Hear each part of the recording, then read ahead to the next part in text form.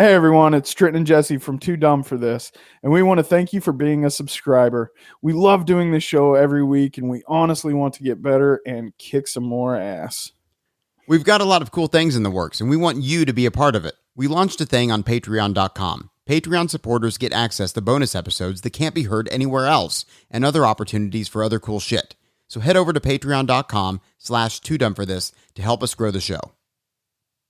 Thank you guys again for everything. And remember, more importantly than money or anything else is the fact that you listen to us talk shit and have a great time.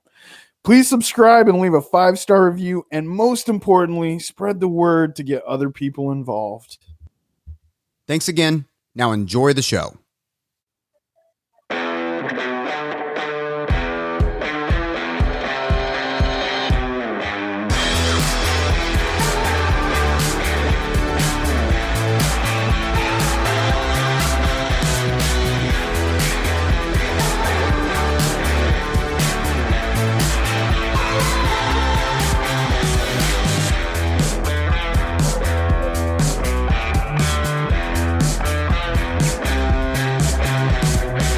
One beef 1608 512-333-1608. That's the beef line.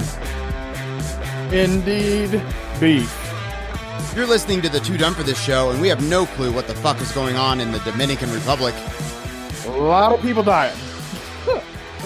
Our guest tonight is Ari Nagel. They call him the sperminator.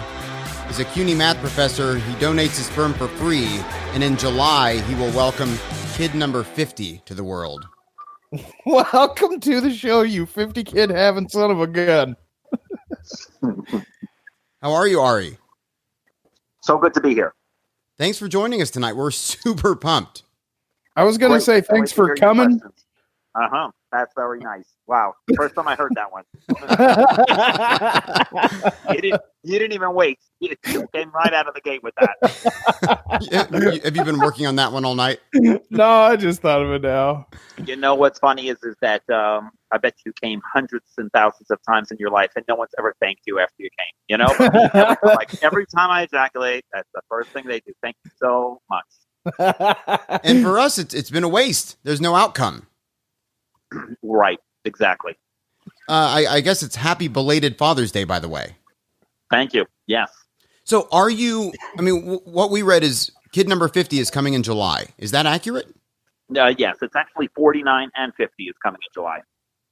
Wow. July 8th is number 49, and that's going to be a scheduled C-section if she doesn't pop before then. And then just July 12th will be number 50. Of course, that's the scheduled due date, but we don't really know. It's her first child. So do you like keep in touch with them all? I mean, how does not all of them, but sometimes I see them every day, and sometimes I never met them. So some of the kids I'm more involved, really depending geographically, and also the needs and wants of the moms. Some of the moms really have their own family unit, and they don't really want me to play a role. Obviously, some of the couples I help were heterosexual couples. There's already a dad in the picture. Maybe there's a transgendered couple, so there's already a father figure there. And they don't really want me popping in and saying hi. And also there's lesbian couples, and they say, you know what, we have our own family unit, especially since a lot of times they don't really know me as well. After time, sometimes they get to know me and it transitions. So it's very dynamic. Sometimes they really don't want any involvement and transition to otherwise where they want me to play some kind of role. It could be that maybe when the kids are 7, 8 years old, they start to ask questions, and I just always leave the door open if they want to reach out to me and have me play some kind of role, or just some kind of uncle role or friend role, and then others just playing a full-fledged father type role. Wow. So all these kids are brothers and sisters. Do they know each other and hang out? Are they aware they have all of these brothers and sisters out there? More often than not, they get together for regular play dates. So quite often we're getting together for birthday parties. Like there's a birthday party in Jersey, and it's a 4-year-old. There might be some other 4-year-olds at the parties that are coming together and joining, and then they'll even come out to some baby showers. We had a baby shower last month, and not only did the other moms attend it, but they organized baby showers. So these were other moms of mine that actually organized the baby shower for this expecting mom to help welcome the baby and their new sibling. And they actually call my kids their nieces and nephews. And that's called the Mom Squad, right? That's right. That's what they call themselves. Now, that's got to be one hell of a birthday budget. Oh, it's not quite that fast because remember that my kids are spread across 12 different states, so they're not all schlepping in for every birthday party and special occasion and graduation. But the local ones will try and get together whenever possible. So what gave you this idea? I mean, like what was it that sent you over the edge and said, you know what, I'm just gonna get everybody in the world pregnant? Well, I'm very good at it, so that helps. You know, you got to stick with what you're good at. But it was more than that. I mean, the truth is that I didn't set out to have 50 kids. Obviously, that was not my goal. I did it once, and I helped a lesbian couple, and the kid was happy, the moms were happy, I was happy, and it worked out well. So you do it again, and then it sort of grew from there. And I was averaging approximately around 3 kids a year for the first couple of years. But then once the New York Post put me on the cover, then all of a sudden it started to be more difficult. It just grew. So I was having around 7 or 8 kids a year. And then, of course, last year I had 15 children born. Jeez. You hit your hockey stick moment. Yes, that was my breakout year. And not only that, in December I had 6. So it was really right before the end of the year I knocked it out of the park. So, wow. So you're a math professor. So if you're tracking children born as a function of year per time, the curve is going to look like an erect penis. Well,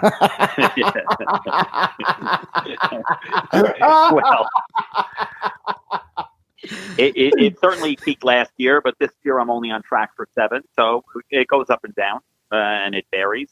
Obviously, I was banned in Israel, so that sort of slowed me down for this year because I made quite a few trips to help some women in Israel, and I froze sperm for 6 different women over multiple trips. And then, of course, the government banned me from and banned the women actually from using that sperm. So I think that caused my 2019 to not really have the numbers where it should be. And actually, one of the mothers was so perturbed with the government that she sued the government, and it actually went to the district court. Then it went to the Supreme Court. But in the end, ultimately, we ended up losing the Supreme Court. So I had to go back and forth to testify for this court case. But in the end, we lost. She wanted to appeal it because it only went to 3 Supreme Court justices, and if she would have appealed it, it would have went to the full Supreme Court justice. But in the end, she was 43 and she was running out of time. Even if she would have won the case, it really would have helped her because, if she would have won the case at 44 or 45, she would have been able to use my sperm, but then she wouldn't have been able to use her eggs. So she ended up giving up. Oh, wow. Yeah, I wanted to get into that a bit because that's a nutty story. I can't believe the government. I have lots and lots of nutty stories. No shortage of nutty stories. Oh, that's insane that the government could prohibit that, or at least it feels that way to me. Right. Well, I could still go to Israel and go to the bushes and make a baby or go in the back seat of my car. That's not a problem. It's the fertility clinics that they prohibited it from using my sperm. So that's where the challenge is. And of course, it's not such an issue. I could still conceive them the old-fashioned way or give it to them in a cup. But the problem is when they're 5,000 miles away, it's quite challenging to time their ovulation and have me fly out each month every time they're fertile. Ideally, you need to be able to freeze the sperm, so this way when they're fertile, they could just go locally to the sperm bank and then take the sperm out, and then the doctor can insert it. So it's really a logistical reason. Obviously, if I have a job and I had a lot of free time on my hands and a lot of discretionary income, I could just fly out and I could have a lot of children in Israel. But I do have 3 children in Israel that I squeezed out before the ban. No pun intended. But ultimately, I ended up going to other countries because what's bizarre is that that's the only country that banned me, and that's my ancestral homeland. Of course, I'm Jewish, and that's the only country that doesn't allow me to have children. Whereas I could basically go to any one of the other 200 countries and have as many children as I want. Wow. So, do you find the biggest problem when you freeze your sperm is the thawing it out before you toss it on their back? No. Sorry, I had to. Yeah. The clinic handles all of that. It actually is, even when you go to a clinic and you freeze your sperm, the one ejaculate is basically good for around 5 attempts. So they break it down into 5 ampules. But what these women were spending on purchasing the sperm was basically like $1,000 per ampule, which is really only 1/5 of the guy's ejaculate. So that means that when one guy's ejaculating once, they're breaking that up into 5 different portions roughly, and then they're selling each one of those portions for around $1,000. And of course, it doesn't quite work that well, obviously, when it's frozen. It worked a little better when you were able to do it fresh. Quite a few of them end up dying, and obviously the thawing process, some sperm doesn't freeze so well. But it's certainly more affordable for them to just fly me out, and even if they're out a ticket, it ends up still being much cheaper than having to go buy frozen anonymous sperm. But I don't think that cost is really their motivation. I think by and large, their big motivation is they just want to get to meet who the father of the child's going to be, and as opposed to really just looking at a piece of paper and then saying, all right, well, I'm going to choose this guy because he sounds nice, but without ever getting to meet him. And then, of course, they're really concerned about the child having these type of identity issues of never knowing who his father is. They much prefer to say, oh, you want to meet your dad? Here's his number, here's his Facebook, here's his social. Right. Yeah, that anonymous sperm donation thing kind of creeps me out. I mean, I've done a fair share of marketing, and I don't know what the mothers are seeing before they put that sperm up inside of them. But I guarantee you, they're not seeing the whole picture. Right. Exactly. And not only that, you can't even get to have a cup of coffee with the person. In fact, you don't really even get to see what they look like. All you get to see is a baby picture. If you want to see an adult picture, well, that costs extra. You got to buy the photo package. So it's really a scam. And then they have sales on different types of sperm. And then, of course, they charge more for better.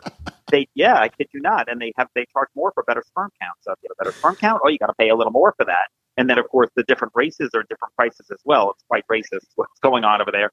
And, of course, the real issue is that they test extensively for any kind of infectious diseases and STDs. Oh, yeah. But you don't really know if the guy has a temper or if the guy's nuts. Most of what they're taking is the guy's word. So you don't really know who's donating the sperm. You don't really get to meet him and get an idea. In fact, sometimes you don't really get to buy the photo package until after you get to use the sperm, and then you see the picture and you realize, wait a minute, you're a cute baby. But a lot of times they got cold feet after that. A lot of the women that came to me exhausted all their funds already in the sperm bank, and then they came to me because they were struggling financially and wanted it for free. So the reason why they choose me varies. A lot of it is so the child doesn't have identity issues, but also it's because they already exhausted all their funds. It is free, so I'm not really charging them anything. Wow. Yeah, there's going to a sperm bank. There's one thing I don't want to buy on sale, and that's sperm. Yeah, Get the brown bag special. Well, a lot of it just has to do with maybe the height or race. So it's not necessarily that you're getting bad sperm, but a lot of it is just the sperm count also. That's what the price varies. But the real issue is that it's anonymous.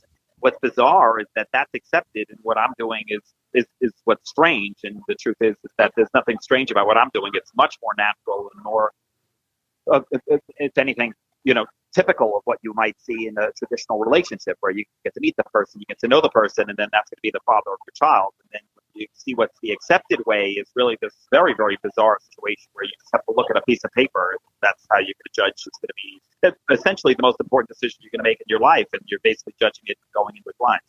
Yeah, this seems much more transparent, like infinitely transparent. Yes, correct.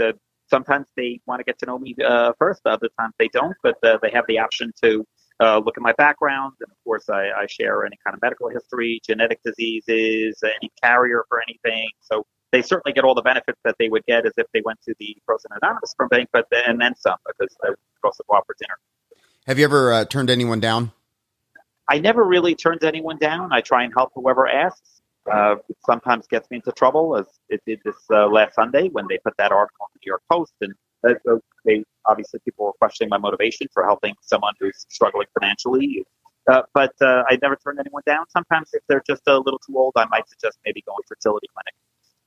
Yeah, I read that about that's the 18-year-old who lives in East Harlem. Is that correct?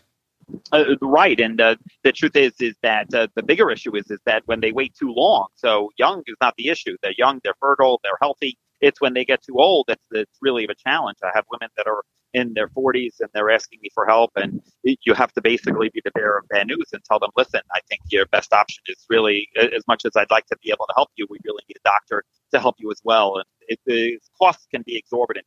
So I never try and push someone into just waiting longer. If anything, the earlier the better. Obviously, 18, she's young and fertile. What's interesting is that I had a baby born in November, and the mom already had a child when she was 18 years old. And now she wanted a second child 20 years later.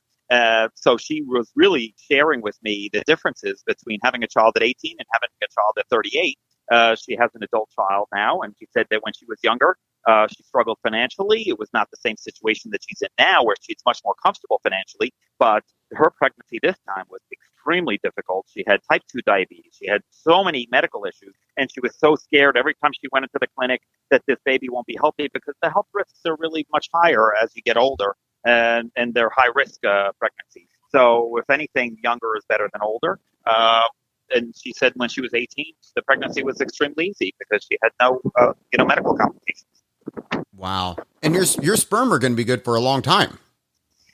Yes, the truth is I still have a very high sperm count. I get it tested quite often because every time I go into a fertility clinic and free sperm, they always take a little bit out. They test it. They're able to tell me my sperm count. Sometimes it's better than others. It really depends on how many days I haven't ejaculated. So if it's been a couple days since I ejaculated, the sperm count's much, much higher. But if I ejaculated the day before, then the sperm count won't be where it should be, maybe the volume or the count. So you said sometimes you do the old-fashioned method? Around a dozen of my kids were conceived the old-fashioned way. So certainly when I started, that was really the method I was using. Of course, I wasn't really having 15 children a year. So it was a little easier to have unprotected sex and without putting the other women at risk. But obviously, after this Father's Day article that came out last Sunday, I have requests from over 100 women since then, from all over the country and all over the world. And I can't really do it the old-fashioned way anymore because if I'm going to be helping more than one woman in a month, there's really no way that I could protect these women. Even though I might trust individually, it's just a matter of time if I'm having unprotected sex 2-3 times a week before I'm giving these women diseases instead of a child. So unfortunately, I cannot do it the old-fashioned way anymore. But I certainly did do that in the past when I wasn't as busy. Wow. Holy smokes. You need a manager or at least a good spreadsheet. Yeah. Or maybe like an unpaid intern, because sometimes I have 2 women ovulating the same day. It'd be nice if I had a backup guy, Yeah. Well, yeah, if you get a girl and then she wants a baby, you might end up getting Me Too'd. God, do you ever worry about that? About what? Getting Me Too'd? Or Me Too? accused of something? Yeah. Well, no, it's not an issue because these are not women that I'm copping a feel in the club. These are women that are coming to me. I'm not pursuing them. They're requesting a child from me. And the vast majority of them are just forever grateful for the help that I'm giving them. So there's no, especially since the vast majority of the time I'm just giving it to them in a cup. So we're not romantically involved. And I have very good relationships with virtually all of the moms. So I read that you can, in several cases, have ejaculated into a cup. I think I read once in a Target bathroom. Is that true? Yes. The truth is that whether I give it to them in a cup or we do it the old-fashioned way, it basically just works the same. So sometimes the women are concerned that maybe they don't know what to do, but the sperm doesn't die when I take the air. I could give it to them in a cup and they can put it inside and it works just the same as if I would have had sex with them. So that's less the issue. Is sometimes logistically we end up having to do it in a public restroom, depending where they are and where they live and where we're meeting. But the vast majority of the time, it's either in a clinic or in a bedroom or in their home or somewhere more traditional. But yes, sometimes it is in a public restroom. But of course, it's private on close installs. Hotel lobby bathrooms are quite good if we're meeting somewhere in the city. Okay, so this question might be out of bounds, and stop me if it's too much. But well, so I can tell you the same thing I tell the women when they come to me for help, that there is no question that's out of bounds. I don't think there really should be. It's better to ask the question now than afterwards, and after they have the child. But certainly for you as well. What was the question?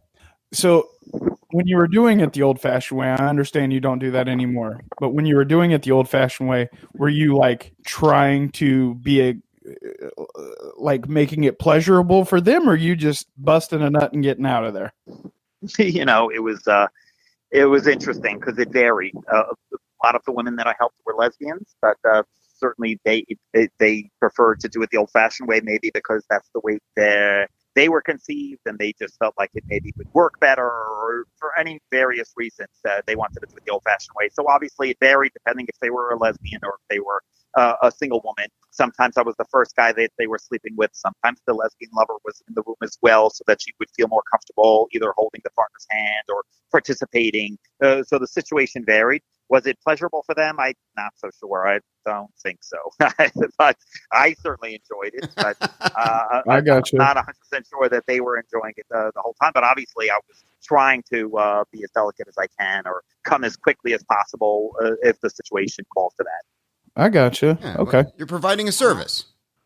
Yeah, sometimes we do like a PI. So it's not a natural insemination, it's a partial insemination. What they would want me to do is they would want me to get ready. And then right before I'm about to ejaculate, I would stick it in just the last second. So this way they're not really, it's not as painful. And then sometimes they would be playing with a vibrator to get themselves ready first, right before I'm ejaculating. So are you financially responsible for these kids? How does that work? All of the women have a right to file for child support. But that wasn't the arrangement going in. So the agreement we have is obviously they have full custody. They make all of the decisions, but any one of us can go back on their word. So if they wanted to go back on their word and file for child support, the law allows them to do so. And the law would also allow me to file for custody of these children. And if I actually did file for custody, I probably could find some kind of custodial custody or even partial custody of these children. I obviously never went back on my word. I've never filed for custody for any of the children, but some of the women did go back on their word and they ended up filing for child support, but it was very, very rare. The vast majority of the women were honest and appreciative. Even though some of them may struggle financially, they've never actually gone back on their word and filed for child support. I only had 5 women that went back on their word, and if you think about 50 moms, that's really a very small percentage. Wow. But as this thing continues to go, 100, 200, 300. I'm not quite going to reach these numbers of 100, 200, 300, but the truth is that the way child support works is that the first person that sues gets the most, the second person that sues gets the second most. So the first one that sues is going to get 17% of my salary, and then the next person that sues will only get 17% of what's left. So ultimately, after the first 5 women that sued, the 6th person that sues is not really going to get that much. So the incentive is not quite there. Yeah. Exactly. The vast majority of my salary is already garnished. And the truth is that, to be honest, I would have given my salary to my children anyway. Ultimately, these are my kids, and I do feel connected and love them very much, that if they needed help financially, I'd be there for them. And I was doing it voluntarily for quite a while. The only difference is now that 5 women sued, basically they're taking the bulk of my salary, and I can't really distribute it as equitably as I would have liked. So where we have some of these women that maybe could use a little help with daycare, I'm not really in a position to say, hey, let me help out this month, or do you need a loan, or something along those lines. So I help whenever I can, but in the end, these 5 women that sued garnished around 50% of my paycheck, so I'm not really in a position to help any of the other 45 moms financially, and they do it on their own. Yeah. So are you still a full-time college professor? Yes, I am. I got class tomorrow at 8:30 in the morning. In fact, I usually take off in the summer, but the school where I'm teaching at is on the beach, and it's just too hard to take off in the summer because it's just such a pretty campus, and it doesn't make sense to be at the beach all year long and then in the summertime miss out on that. So I empty in the summer, but of course I'll be off in August, and I have plans to go to Asia for the first 2 weeks of August, and then Africa for the last 2 weeks to help some women there. I was going to say Egypt and Africa, that's work related, quote unquote. Yes, well, I don't really call it work. It's more pleasure than work. But now it's going to be Asia. I have a women in Thailand that I need to visit, and then also have my daughter's birthday in Taiwan on August 13th, and they also want a sibling for that daughter. So I'm going to go see the mom, meet the daughter, and then also help this woman in Thailand. That's what I'm going to try and squeeze in the first 2 weeks of August, and then this last 2 weeks of August I'll be going to Ghana in Africa. There's a woman there that needed my help. Of course, her situation's a little different. She's a little older, and she can't really carry the baby anymore, and she can't use her eggs. So she's going to have a woman in Ghana to be the egg donor. She's going to have another woman in Ghana to carry the baby and be the surrogate. And then I'm going to help the sperm. So it's really a team of people. We got the doctors, the surrogate, the egg donor, and me. It's unbelievable, man. That's very complicated. I can't keep track of 2 Extremely. And what's if we did that in the United States, just the lawyer bills alone would be over $200,000. Of course, in Ghana, you do the whole kit and caboodle for nothing. Oh my God, I can't keep track of 2 kids, let alone 50. No kidding. You're a very busy man. Well, a lot of what I'm doing really only takes 2 minutes. So it's making the baby is not really what keeps me busy. But today I did get a chance to visit and spend time with 4 of my children. Obviously, that's really just not even 10%, but I do the best I can. What's the age range of your kids? 15 and under. Okay. Wow. Mm-hmm. This is just unbelievable to me, man. I didn't know what to think. Actually, the truth is that there's a lot of guys that are doing the exact same thing I am. When you think about just in America, we have 300 million people, right? So that's 150 million women. Figure 10% of them are lesbians. So that's 15 million women.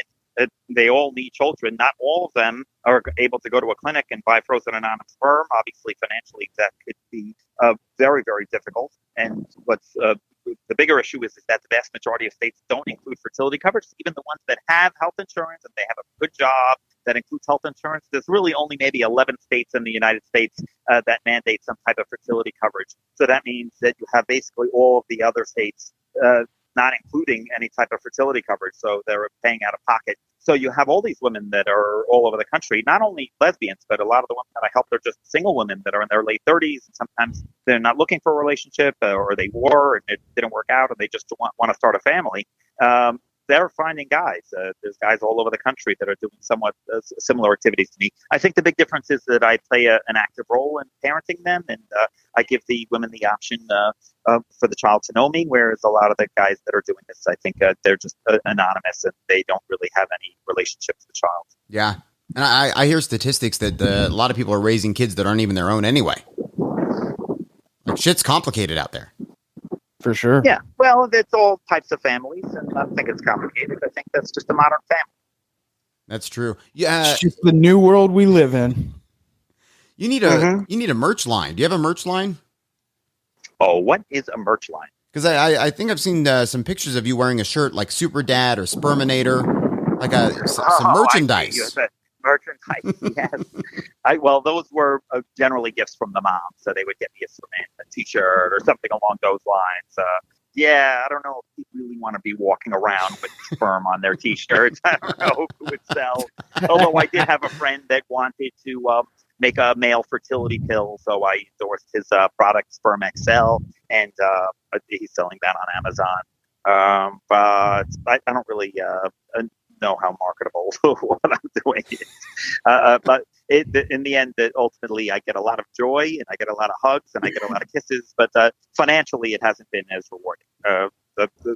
I struggle financially. I'm pretty broke, but I don't feel broke. I think that my life is filled with lots of joy and love, but not with a lot of money. Yeah, the essential things in life are invisible. Mm-hmm. Well, Trenton, I saw you had another question. I just gotta say, it's not a question, it's just a statement, and I hope you don't take this the wrong way. Honestly, I didn't know anything about you going into this interview. Jesse mentioned you a few times in passing, and I was like, cool, yeah, let's get him on or whatever. Had no idea what to expect. I thought possibly you could be a douchebag, but you have turned out, you've won me over, sir. I think you're doing a very cool thing. You have good intentions, and you seem like a very genuinely cool dude. And good for you, man. Keep on dropping loads in the free world. Thanks. I appreciate that. The truth is that if you just look at any one of the articles that came out this past week, because obviously the New York Post put this article for Father's Day. They put me on the cover the last 3 Father's Days, but for some reason this year they did put me on the cover. I don't know what you got to do to get back on the cover, because I knocked up an 18-year-old homeless girl. I thought that would be enough to get me on the cover, but it wasn't. But the truth is that newspapers all around the country and all around the world take that article from the New York Post and then they reprint it. And if you look at the comments in these articles, they're horrific. And the truth is, these people don't know me. They never met the mom. They never met the children. So they're essentially just commenting about something that they know nothing about. But I know that this pregnant woman that's expecting next month, she really took it to heart and she was devastated. She was like, wow, I can't believe that so many of these people have such hatred towards me. They thought that she was looking for a welfare check and that she wanted to just get out of the homeless shelter. And she thought maybe just terrible, terrible, terrible thing. Totally ignoring the fact that maybe she just wanted to be a mother and she wasn't doing it for a paycheck. Nobody really has kids to make money or to advance their welfare check. That's not the motivation to having children. It doesn't work like that. In the end, will only cost money, and it's never worth it. I mean, whatever $100 that she's going to get a month extra from the government, the inevitable sleepless nights, the amount of work and time and effort that's going to go into raising this child will never ever equate to the extra $100 that she'll get on a welfare check. It's just almost absurd. So in the end, ultimately, these people that have negative views essentially has nothing to do with me, and it has nothing to do with this wonderful 18-year-old woman that's about to give birth. In the end, ultimately, I think they're commenting about what kind of person they are, because when you comment about something that you don't know anything about, ultimately the views that you're having is really just a reflection of the kind of person you are. Yeah, the internet's a dark, horrible place. Yes, it is. Yeah, but oddly enough, the vast majority of the people that reached out to me this week, they weren't dark or evil at all. I got maybe 2 negative comments in my inbox, and then hundreds and hundreds of women, whether they were looking for a child or not, just wanted to applaud me for what I was doing, and just thought it was very. But even after reading that article, which of course, keep in mind that they chose the 18-year-old girl. They're not choosing the other 15 women that I got pregnant this year, who have inspirational stories. Sometimes their mother died at 8 years old and they had to raise their kids, and now they wanted a child of their own. Or the 42-year-old that had only one opportunity and she got pregnant the first time, and just really wonderful, wonderful stories. Of course, they're all that they couldn't care less about any of those. The reporter was just only interested in, wait, tell me more about this 18-year-old girl in the homeless shelter, because that's what they have. And the truth is, to be honest, we'd all be homeless if we were 16 and didn't have our parents housing us. We would all be in the exact same boat. And the truth is, how do you really judge whether somebody should have a child or not? Are we saying that poor people shouldn't have children? I mean, that doesn't make sense at all. I think you don't really need to be wealthy to have a child. As expensive as children are, ultimately in the end, I think they need a lot of love. They need a lot of attention. But I certainly don't give my children a lot of money. But if you give them a lot of love and attention, I think that's really how to raise a child, and the rest, I think, falls into place. Oh, 100%. When, and we wouldn't be talking tonight if it weren't for that Post article. When I read that, I was instantly like, we got to talk to this guy. Like, what a story, like you have stories, and you're absolutely right. There's a quote from Bruce McCulloch, and he is like a Kids in the Hall. And I can't remember it right off the top of my head, but it's something along the lines of, we're only 3 bad breaks away from living in a cardboard box. And that's like 100% accurate, and something that I remind myself of almost every single day, that like, yeah, you can't sit there and judge like whatever, that woman, like, you're just reading an article about her. You shouldn't be judging her in her entire life, because absolutely not. And she was 16 years old. I don't know the reason her mother kicked her out of the house, but it could very well have been because of her orientation. So when you think about what she has to go through, she's a lesbian, she's black, she's female, just all of those. She's basically part of every possible minority group that exists. And trust me, her life was not easy. So she went into like an LGBTQ youth shelter where they house young lesbian, gay, bisexual men and women who were kicked out of their home because of their orientation. That's why the shelter exists. But it's not like someone who's in their 20s and who's living in a homeless shelter. This was a kid. She was a child when she entered the shelter system. And of course, obviously, her caseworker will help her get her own home. That obviously wasn't the motivation why she did it. But I met her, and I never really asked what her housing situation was. Obviously, I'm helping sometimes a few women a week. I'm not doing background checks on them. I'm not running their credit. If they ask me for a baby, she doesn't need me to have a baby. She could go on the subway in New York City and hook up and have a baby. The fact that she was asking me was just because she wanted to do it the right way. But anyone will hook up with a young 18-year-old girl and have sex with her. So she didn't really need to come to me to have a child if she really wanted. She could have just gone to anywhere in the city. There'd be plenty of suitors willing to hook up with her. I never asked her age. That's true. But she is living in a shelter. That's true. But I went to the baby shower, and she had a very nice extended family. I got to meet her beautiful family. She has uncles and aunts that all came out. Her dad took a bus from Georgia just to be there for the baby shower. It was really a beautiful family unit. She has a very, very loving girlfriend who is in a similar situation as her. She's not 100% legal. She's working on her status, but really, you've never seen another couple that's as in love as this couple. They're prolific posters on social media, and literally every single day they're just kissing and hugging on each other. In fact, today they posted that they were gotten together with a couple of the other moms that I helped, who are in many ways mentoring her. So she has a couple of role models there that they're taking in and trying to help her. And she also got her high school diploma this week. She wasn't a high school dropout. She's 18 years old. She's right at the age where she's supposed to graduate. So I think the article misrepresented that. She did actually graduate this week. Wow. Well, congratulations to her. Thank you. Well, thank you. And of course, that's just one story that they focused on, but we got 49 other moms. So number 49 is due July 8th. She's the second child that she'll be bearing. We have a 4-year-old together who was conceived 5 years ago. And I think when we conceived this child, she had zero interest in having us me play a role. But that obviously just I'm quite close to her. And I attend all of her birthdays and special occasions. We have regular play dates with each other. And not only that, these women are both due within a few days of each other, and they speak on the phone every single day. So I got another question for you here. What's the ratio of boys to girls? How many boys have you had? How many girls have you had or produced? Whatever. Yes. Well, right now we're at 23 boys and 25 girls. Of course, we got 2 girls due next month. But my first 5 children were boys. But that didn't mean anything in the end. It all works out. But it's essentially the gender of the child is up to the father, the male that generally chooses gender. And I seem to be more or less 50-50. So it's all shaken out like the flip of a coin. Wow. Have you ever, what about a reality show? Would you ever consider that? I do have a lot of mouths to feed, and obviously that would be a wonderful way to be able to put a little cash in a lot of these children's pockets. A lot of the people who reach out to me for any kind of opportunity, generally they have the non-paid variety, such as this podcast. No one's really costing money. In fact, I really would love to get this homeless girl a couple $100 in her pocket. Have a German magazine that wanted to do some kind of news story, and they agreed to maybe cough up a couple $100. So here and there, sometimes you'd get a little money. I did the Doctors, the show, The Doctors, the show. Oh, yeah, on, absolutely. One of the channels. So I did that show, and they gave one of the moms a free year of diapers. One of the moms that came with me on the show, so she got a free year of diapers. But by and large, it's really financially it hasn't paid any bills. But a reality show is not really in the cards because I don't think I have enough drama for a reality show. I think certainly if I was living in the same house as with these 50 kids, that would certainly be making a great reality show. But there's a lot of love amongst the families, a lot of love between me and the moms and me and the kids and the moms themselves. There's no jealousy. And I think a good reality show really needs a lot more drama, which we're lacking.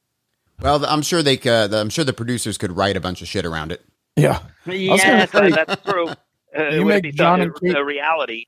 The truth is that the vast majority of the moms I've never had one argument with. Of course, I let them make 100% of the decisions in raising the child. So I'm not armchair quarterbacking whatever decisions they make.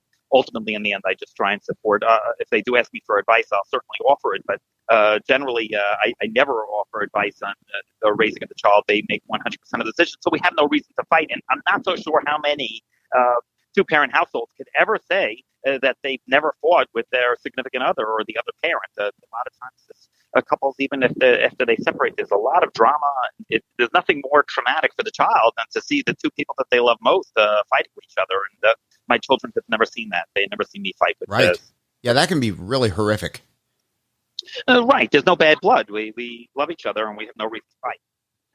Of course, there are the exceptions of the 5 women that sued me. Obviously, I have a little gripe against those. That's true. But ultimately, in the end, it makes it a little easier because I know that the money is going to the kids. I try not to hold it against them. But I still play a role in some of their lives if the mother so wishes. Well, Ari, we don't want to keep you. We understand you're on a date. Is there anything else you want to get into? I wouldn't even know where to begin. We'll have to do another show because I had a child born in prison this year. Of course, I had my child born in Taiwan. I had 2 kids born in Israel this year on the same day in the same hospital. So these women went to the hospital and they were like, "Wait, you're delivering too?" So that was a pretty funny story. And then I had although there hasn't been drama between me and the moms, sometimes there's quite a lot of drama between the moms. So a lot of the moms broke up. Sometimes the lesbian couples broke up. And then, of course, the birth mother is the one that has custody of the child and the rights to the child. And then the other mom, who basically had her child taken away from her, sometimes might reach out to me and ask me for help in asserting my custody so that they could still be involved in the child's life.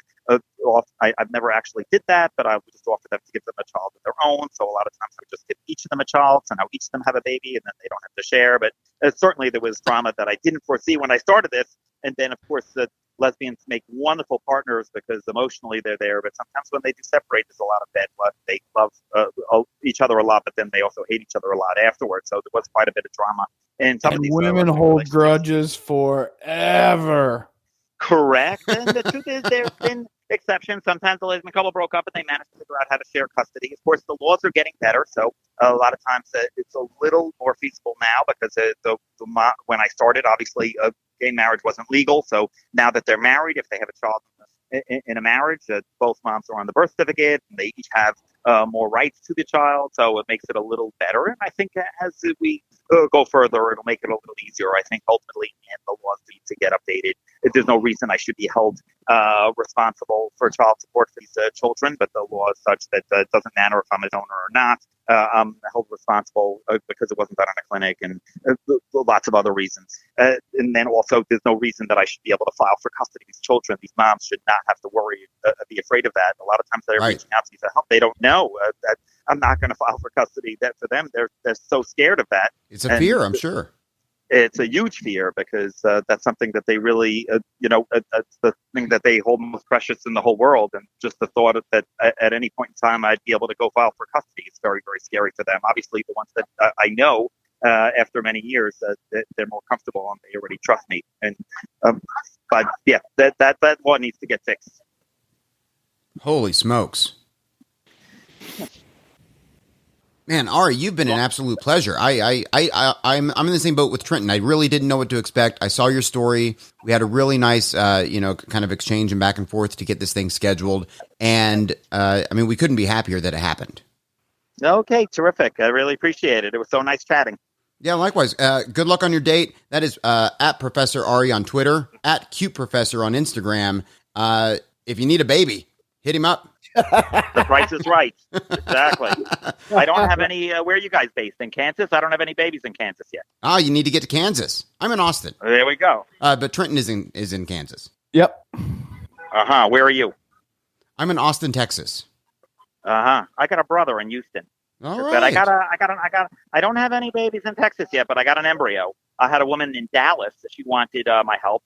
She actually has a husband, but the husband wasn't able to produce sperm. So we ended up going to the Mexican border and having a child there. Of course, they implanted the embryo just this week. So hopefully it takes and we'll have success. If not, I'll have to go back to Boston, to Texas. And we just crossed the border. And a lot of the these border state towns all across the Mexican border have clinics, dental clinics, fertility clinics, plastic surgery clinics, where they have these medical tourism issues. And the truth is that the United States is really the wild, wild west of fertility. Our laws are quite lax. I think the major issue is that the cost involved is so exorbitant. Whereas other countries, even in France, Germany, you have to be married to the person in order to have a child with them in a fertility clinic. And that law is actually coming up to Parliament. So I'm doing an interview with a French magazine where they're trying to change the law. In Thailand, you have to be married. So I'm having issues there because we need to be married in order to have it. And I have married some of the moms for religious reasons or legal reasons or family reasons, sometimes just so that we can able to go to the fertility clinic and be able to have a clinic help us. Wow. Can't everybody just be cool? Like just two adults doing whatever they want to do. It's called freedom, man. That's why America's the best. Freedom. You can just drop loads wherever you want to. Yeah, I did actually get a 3 years ago when it first went to the cover of the New York Post, and I got a letter from the New York State Department of Health. And it's quite a funny letter because they said, we read this article with great interest, and they asked me to get a license to distribute human tissue, and that I have to apply for a fertility clinic license where I'm able to distribute and advertise my services. Of course, I'm not advertising my services. I'm not selling anything, and I'm not storing the semen. But they had some issues with what I was doing. But I did rectify it with them. I reached out to them and I said, well, this is what I'm doing. What if the woman ejaculates me? Is that going to be okay? They said, yes, that's fine. What if I ejaculate on the girl and then she takes it and puts it inside? Is that okay? Like everything I was doing was really okay. I wasn't really running a unlicensed clinic. Right. So I was able to rectify that. But that was really the only issue that I had legally outside of the family. Good. Yeah, no one should be fucking with you. Well, it's two consenting adults. So Yeah. why is anyone else getting involved? It doesn't quite make sense. It makes no sense. Yeah, but the truth is that we're quite lucky in the United States, where they even allow this known donor type of relationship. The bigger issue is that it's quite tedious. You got to quarantine the sperm for 6 months, and it just makes it really challenging. And then it's so expensive. I mean, obviously, our whole medical system is so broken, and this fertility doctors, obviously, they're amazing, and they have tons of training. In order to be a fertility doctor, you need to do the same number of years as a brain surgeon. So they're really doing a lot of training for that. But they're making $1 million a year. It's very, very expensive to go to a fertility doctor. IVF is around 30 grand, roughly, depending on the state. And then, of course, the medication alone. And then plus throw in some sperm in there or throw in an egg donor. And then the costs really get expensive. You want a surrogate, it's almost $200,000. It's like outrageous, really, really expensive. And the vast majority of insurance policies aren't covering it. So a lot of times I had women from the United States would fly me to Czech Republic. I flew to Cyprus. I flew to Spain just so that these were women that were teachers and had good health plans, but it didn't cover fertility. So we had to fly to another country to get the fertility treatments there. And then they flew back to the United States. So I've gone on a couple of really nice trips. Of course, not always is it so glamorous. Sometimes, I'm flying to Flint, Michigan to give sperm, or Toledo, Ohio. Nothing against those beautiful towns, but sometimes I've gotten to travel to beautiful places all around the world to help women conceive. And even though they're paying for my flight there, they're still saving thousands of dollars, because generally the fertility treatment there maybe $5,000 with medication and the whole thing. So if they pay another $1,000 or $2,000 on flights, it's still, maybe 25% of the cost of what it could be in the United States. Right. Yeah. I mean, who knew it was that expensive? That's insane. Yeah. Yep. Well, listen, you want a free trip? Yeah. Do you guys know how to ejaculate? Do I? Boy, do I. Okay. So there you go. You don't need a tutorial, so you're all set. That's all you need to qualify. You can be helping women all around the world. And what's even nicer is that some of these women that I'm helping around the world, the kid will have opportunity, because I went to Nigeria in March to help a woman there, and if this child ever wants to be a U.S. citizen, that they'd be able to, just because their father's a U.S. citizen. So it really gives them an additional benefit. It gives them a better future. I never thought of that. Wow. But that's not why they're choosing. It's not that so that the kid could be a U.S. citizen. I think the reasons vary. Sometimes it's just because they want someone who's good at math, or they want blue eyes, or they want a tall kid. Sometimes they just think I'm nice, and they just want a nice person. So right, they want to meet you, get to know you. That's insane. Mm-hmm. Yep. What are you having for dinner tonight? I went to the halal guys, and I ordered some lamb. It's okay. And then, of course, it's actually not a date. I am my baby mama's niece is visiting from out of town, so I took her on a boat ride. Where we're here at the restaurant. We did a little cruise around the city. We did a nice tourist activity. We took some pictures, and she's visiting from Trinidad. Of course, my children are all different races and religions. We got a lot of them are Irish, Italian, Russian, African American. I have Hispanic, Puerto Rican, Bolivian. You name it. I have obviously Asian, Jewish. Colors of the world.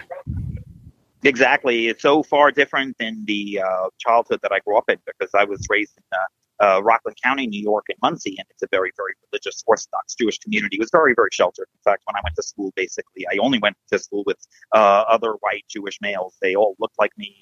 Sounded like me, with the exact same background and the exact same language, but now I have children that speak many different languages. I look at just in the month of August, I had this a child born in prison in Florida with an African American mom, and then I had a child born in Israel to a Jewish mom, and then I had.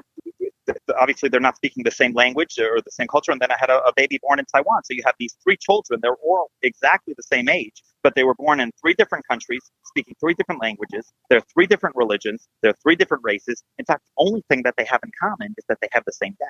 And I like to think that when these kids get older, eventually they will all meet each other, and they'll get to meet the sibling that's exactly the same age as them, almost like a twin. I have twin brothers that are a year older than me. I always wanted to be a twin. I feel like I gave each of my children a twin, another sibling that's exactly the same age as them. So what about retirement? Couple years, 10 years, 20 years? What you thinking? No, I'm 43. I'm not going to be doing this when I'm 50. I obviously my sperm count's still good and I'm still healthy, thank God. But I do think that there's risks. Obviously, the older the woman gets, certainly at 43, there's a lot of increased risks for the female. But I think it's the same for the male. It's just might have a different age. So I do think the older a man gets, sometimes they have links maybe to autism. So there are some additional risks. The studies aren't so conclusive. But no, I don't think I'll do this when I'm 50. It'll probably be some kind of phased retirement, maybe like the women that I helped want a sibling for their of the child. Maybe I'll help them, but or for one. But no, I of course I brought a lot of awareness, and whatever number of children I wanted to have, I've already used that amount. Certainly. So no, I have to imagine that maybe my 15-year-old son will take over. I think he knows how to ejaculate too, because he's using like 50 gig of data on his cell phone plan. So he's doing something. You know what he's doing.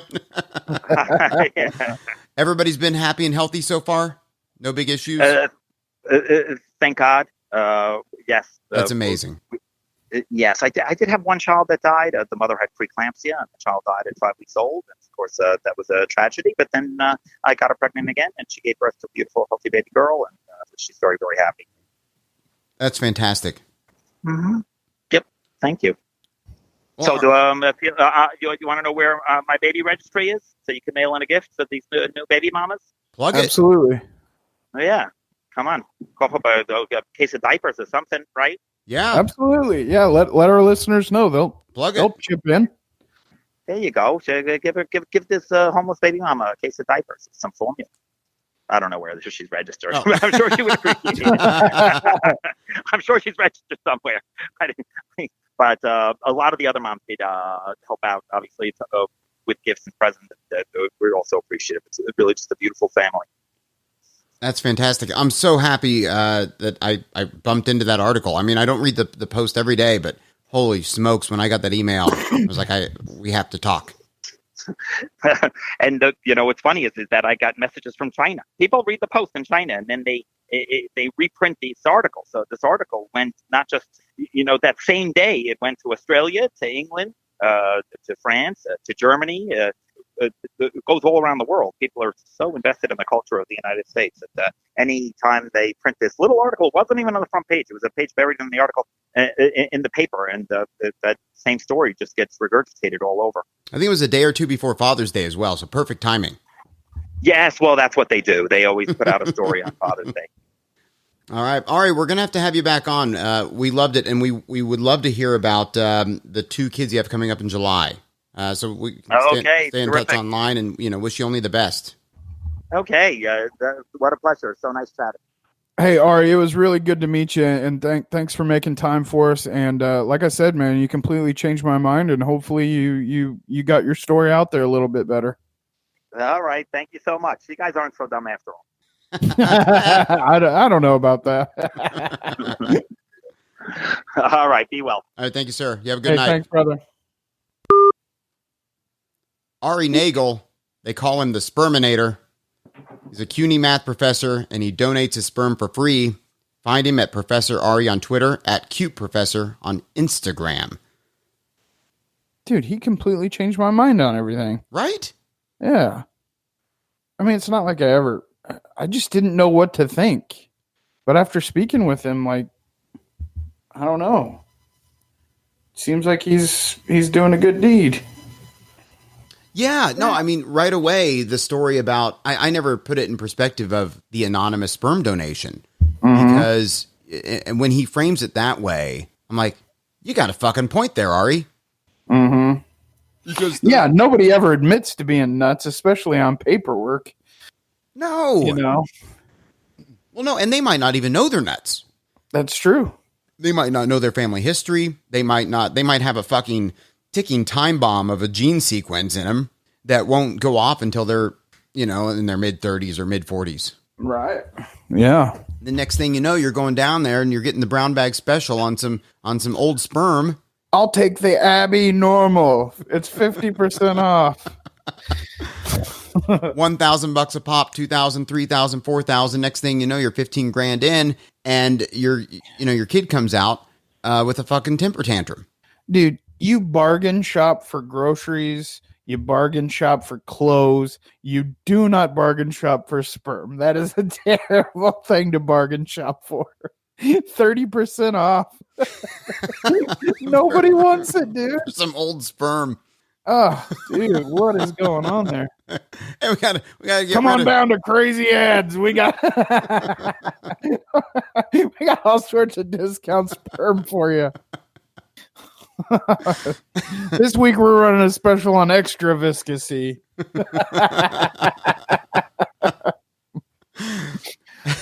Don't worry, it's been sitting in the sun all day, but it's still good.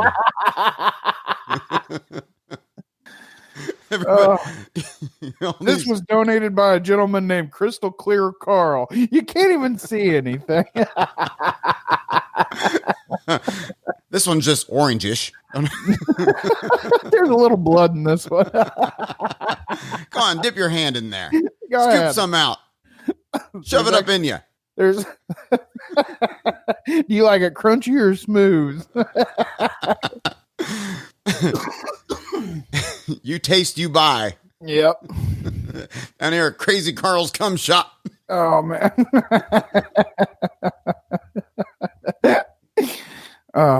He was not having any of my jokes in the beginning.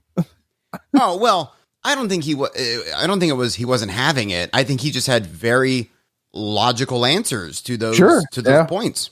I think you're right. You know, I mean, he's a funny guy. He made some. No. He was super cool. He was super cool. I enjoyed that conversation, but the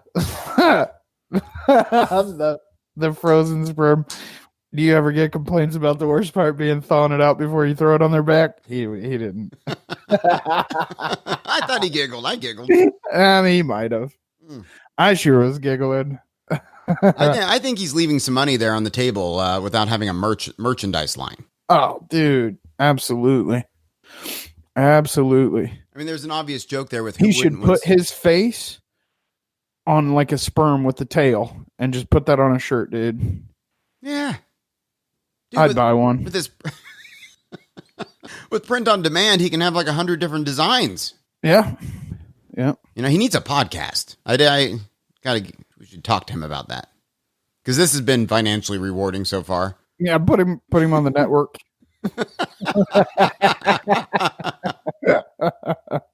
Oh, do you know what we didn't ask him? It's us and a supercomer. And Well Daggum Pod. And Well Daggum Pod. You know what we didn't ask him? What? He said, "Oh, Bob, it's just kid stuff." Every damn show. I guarantee you he has not seen that, though. I think he's very familiar with kids stuff. Yeah. More than most. I didn't get to ask him if he had any gray hair or if he was bald. Because one child has definitely ruined my hair. I can't imagine what 50 will do. Oh, man, I think that's a very real concern. And I tried to dig into that a little bit, but like, I have 2 kids. My life is fucking insane. It's fucking insane. Between, I mean, you know what it is. And anybody who has kids knows what it is. It's the this, the that, the bum. It's fucking, it's like a lifetime of insanity all crammed into one little like being that just owns everything. Yeah. And it's the greatest thing in the world. Oh, the best. But it's horrifying. And so to take that and multiply that feeling by 50. Mm-hmm. Because Ari speaks, I mean, he sounds like he's full of love and he's doing this, you know, for all the right reasons. And these people are still very much, it sounds like if they choose to be, a part of his life. And it's the first Jew I've ever heard of doing anything for free. Come on, I'm joking, Ari. I'm joking.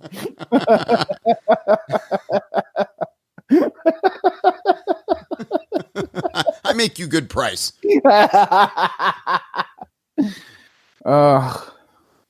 That's funny stuff right there. Come on down to Crazy Carl's Cum Shop. We got your short guys. We got your tall guys. We got your Latin guys. You like Canadians? Got them too. Theirs tastes like maple syrup.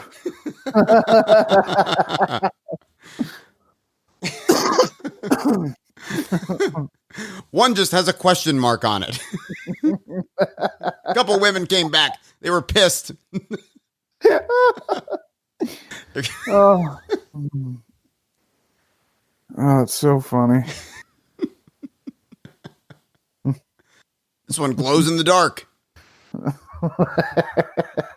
Genetic problems? Not a problem. 50% off. This is from her swallowing only section.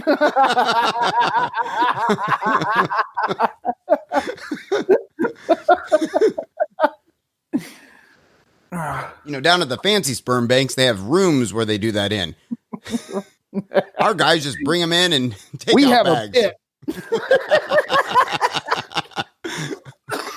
We have a pit. Come on in, dip your toe in. The cum feels good. Oh God. We call it the bukkake room. It's like wine tasting. You go in, you take a little sip, you swish it around your mouth, and you spit it back in. I like this one. Fine aged. Mm-hmm. It's oaky. This is a vintage. It's oaky. Oh man. A vintage. This one's oaky. He was a woodworker.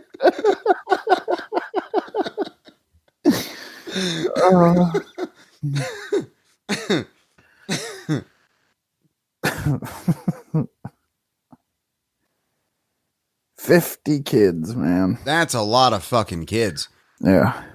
And I was shocked. I didn't want to like open up a scab or anything just in case something horrific happened because everybody I know, man. Everybody I know. And it could just be the water. But it seems like kids are coming out all sorts of issues left and right. So when he said that he had 0 kids, I mean, there was like, one kid with the issue, yeah. But, at least in terms of no long-lasting like genetic conditions or major issues. 50 kids, man. I was shocked to hear that. Yeah. And I think that's fantastic because I'm hearing horror stories left and right.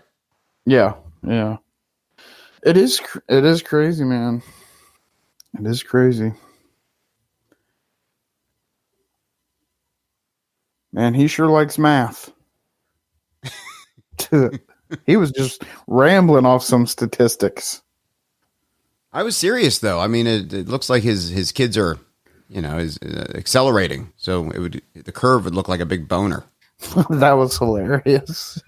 3 kids, 5 kids, 7 kids, 15 kids. Mm-hmm. I wonder if he cuts the umbilical cord. Oh man. Yeah, that would be a good question. How many births was he there for? Right. Damn it, we suck at interviewing. I even had note cards. I see that. Yeah. I was a curious little boy. I had cards, but for some reason they all look like they're covered in whiteout. They all stuck together. That's a sperm joke. Oh, they're blank. I get it.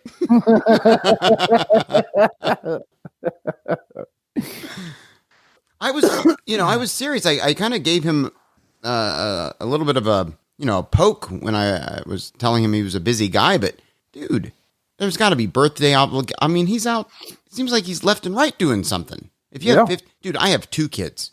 I'm doing shit all the fucking time. Yeah, all the time. Yeah, man.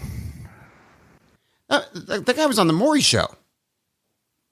I'm gonna have to check that out. You should check that out. We should share that. I assume he's okay with that. I mean, it's on the internet. We'll share it on our Twitter at Too Dumb for This. You can see Ari Nagel on the Maury Povich Show and they kind of walk through what this whole thing is, and they show some of the moms, and he, I think, shows some pictures of his kids, but he's a proud father. Yeah. I've never seen him before. Nice guy. Yeah. Math professor, blue eyes. He could clean up.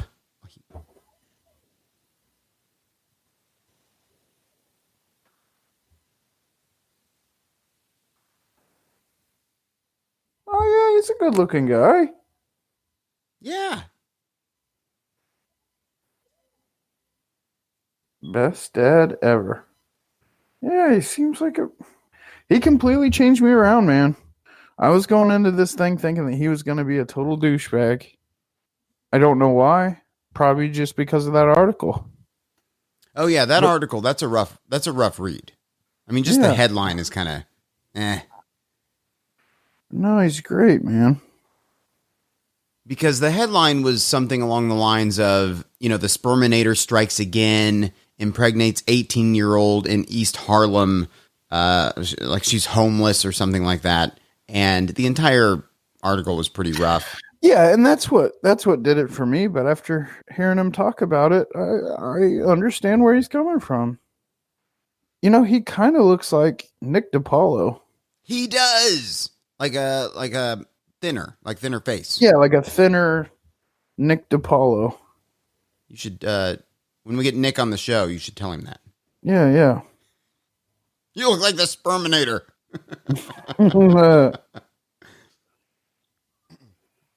Well, that's pretty damn cool.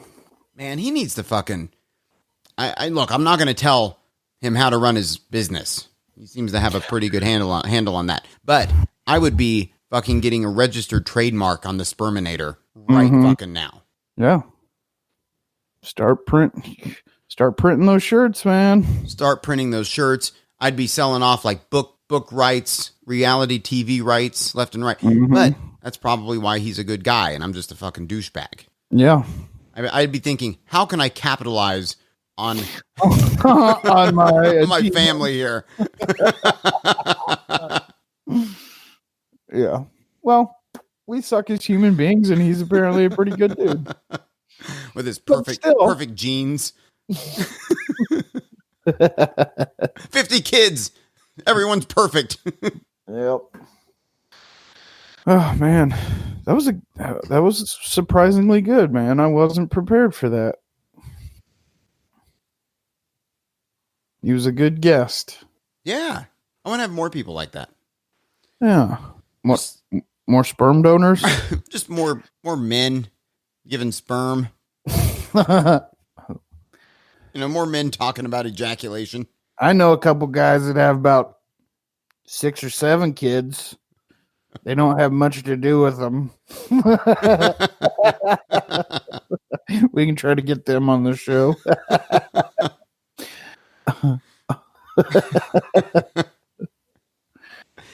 He did mention that he had a kid in prison, right? What was that? Who gave birth in a prison. Right, one of the ladies gave birth in a prison, yeah. I guess we should have got into that. Yeah, we should have if we were good at interviews. God damn it. What'd she do, Ari? Back up to the bars? I mean, in prison, they check the mail pretty close, so it's not like you were sending her this stuff. You baked it into a cake? He had to keister in his own sperm. He had to fart in her.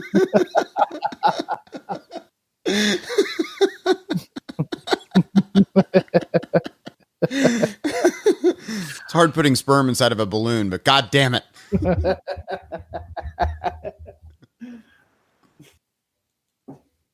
Me in the bathroom.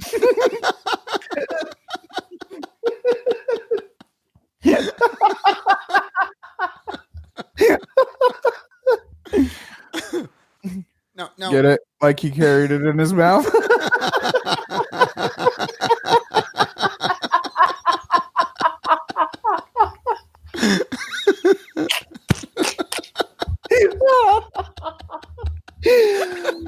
There's nothing better than visual jokes on a podcast.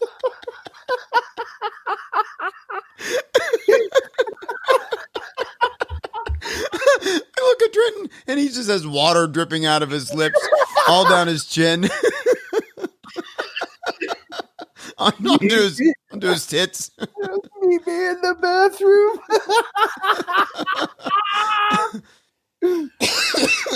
Man. So the joke is he had to sneak sperm into the jail by holding it in his mouth. Yeah. And you can tell it was a great one by the way we've had to explain it 3 different times. Oh, man.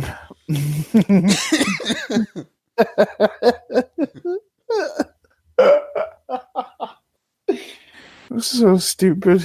I was blown away to hear, because, man, I've been telling girls for years, no, don't worry, it dies once it hits the air. I've heard that. And That's what they taught us in health class. Apparently, we had the world's worst health teacher. I've been saying that forever, man. As long as we have an error gap, we're good here. No, don't worry. If you squeeze it back out when you're done, it's okay. Yeah. I'm just going to blow in you when this is done. We'll kill him right away. No, if it drips out when I finish, we're good.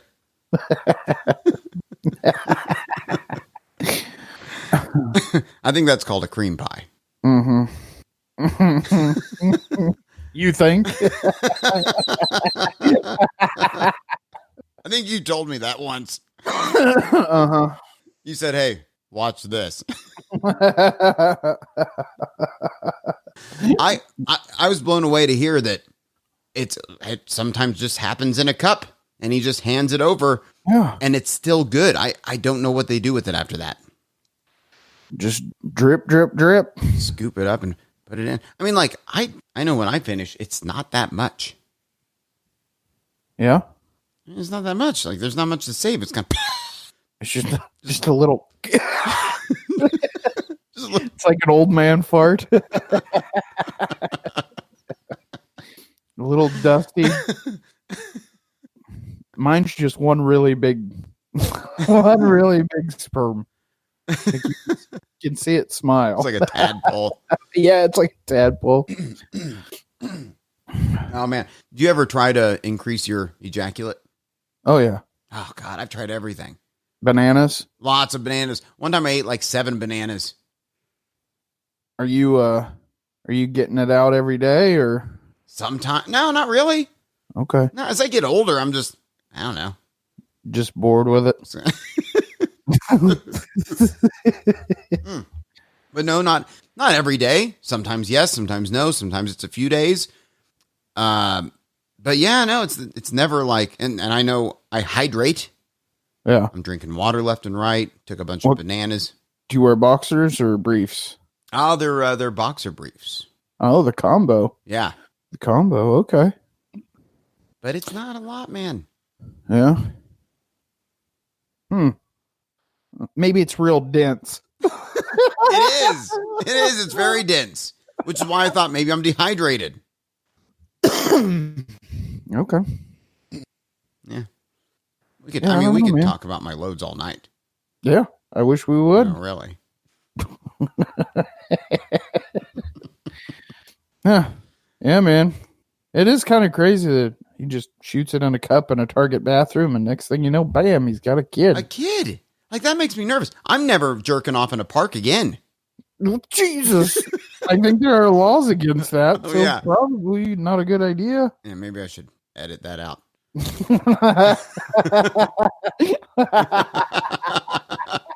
Now, I don't do that, of course. This is a podcast. Anymore. It's a joke. Not since they put that restraining order on where I am. Not since they put a sign up. Mm-hmm. Where's the sign at? So, hey, you need to stop that. Where's the sign? I didn't see a sign. No, man, from now on, I'm just going to be super careful where I finish. Yeah. I didn't know it could last as long as it does. Oh, yeah, man. I don't need any surprise kids. scares me that they might be coming back out of the drain in the bathtub. Well, that's what I'm terrified about. Like, what if, I don't know, yeah, you put it in the drain in the bathtub, goes into the city water, it gets reused, some girl's taking a shower, next thing you know, one. Bam. All it takes is one. Yep. One little sperm going into one little One egg. little super swimmer. Yep. You thought you flushed him down, but you just sent him out to the world. Mm-hmm. Well, hell, I just saw an article about a gigantic goldfish that somebody caught in a river, and it says don't flush your fish anymore. So I wonder if it's the same with sperm.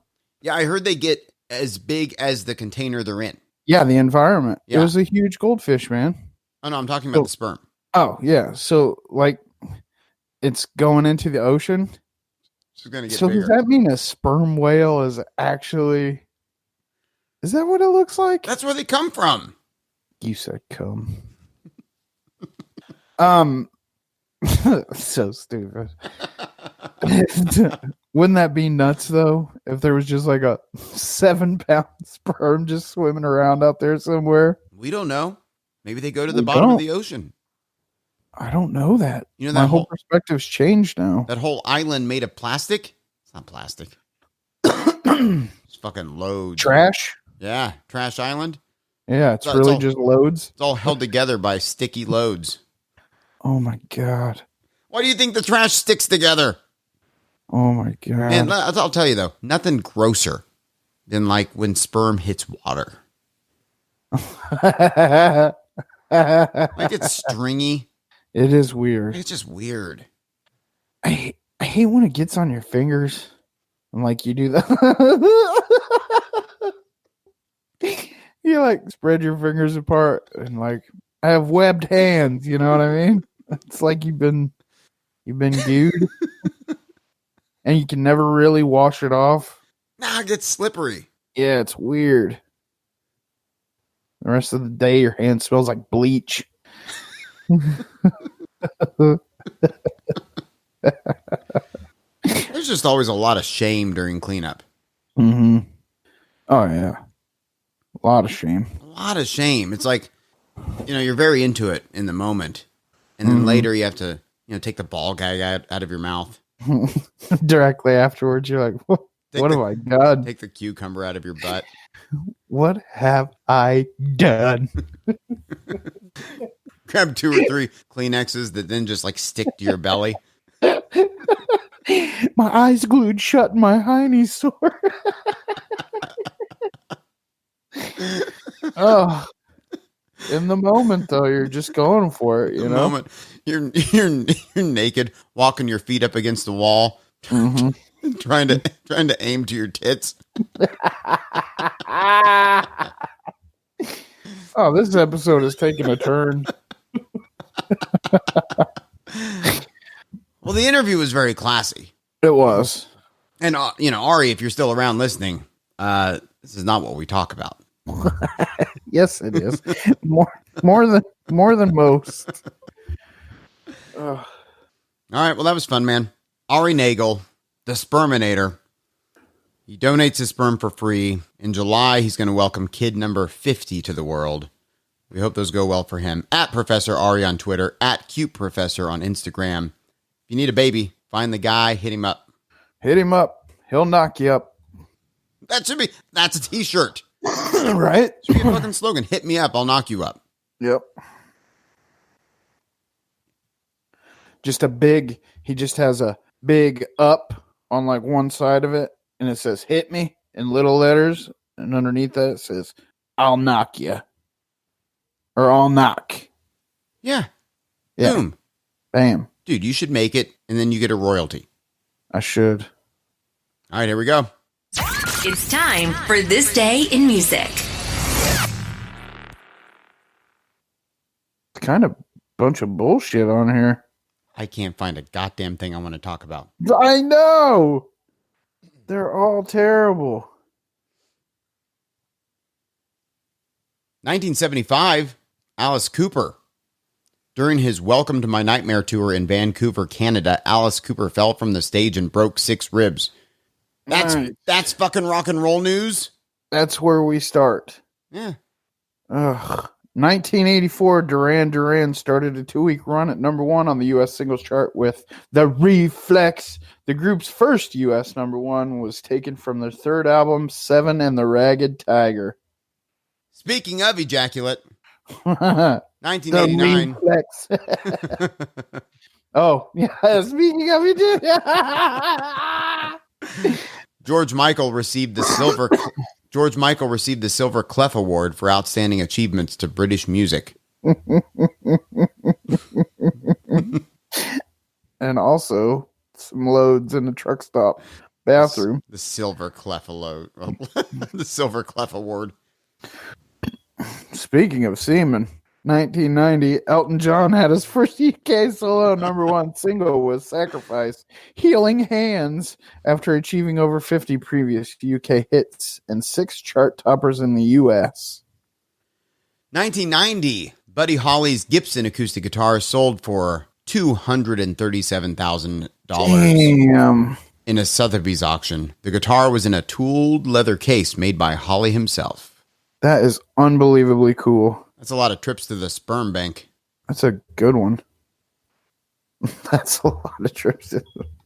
1996, Bryan Adams went to number 1 on the UK album chart with 18 Till I Die.